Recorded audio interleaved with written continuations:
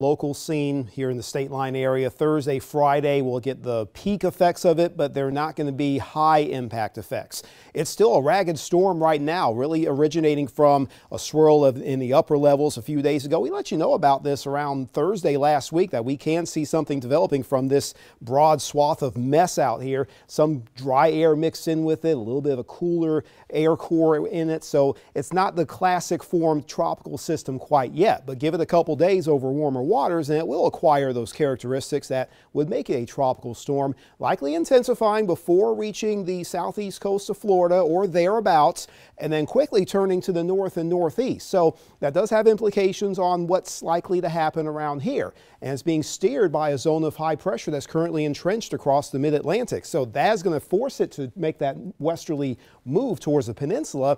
But that high is going to start to move out, and low pressure in the plains will start to move in. So the system will be caught up in between these two features, and that's what's going to make it turn to the north. And as it does that, it's likely going to begin to really devolve in its ability to be a high impact system. A projection of future wind gusts showing the highest risks across the east coast. That's where we're going to have the gustiest and strongest winds, but we'll have a northeast wind flow around our parts too, and those wind gusts, especially offshore, could be upwards of 35 knots or so. So we can maybe see some tropical storm gusts, especially in marine areas.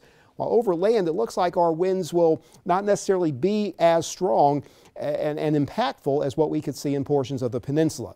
Now here's the short range forecast and focusing on the next couple days. We're going to have areas of clear sky, patchy clouds passing through, especially in the tri-state region in the morning hours. But that drier flow still coming in from the northeast could actually help to lower the humidity just a bit before we get into your Wednesday morning. And we'll start to have at least the first batches of residual cloud cover around the flank of Nicole, beginning to maybe mask the sunshine somewhat on Wednesday. I do think it's going to be Thursday into Friday that any kind of rain impacts can be experienced here. And even that's going to be quite varying depending on where you are and where Nicole eventually goes. Highest rain potential will be along the peninsula and the east coast. That's where the heaviest rain could be. Locally speaking, it's going to be that west to east split where we can have near nothing across our tri-state areas, and maybe rain activity about measuring an inch or so across our eastern zones. Really all depends on what form that center has and where it goes in relation to where we are.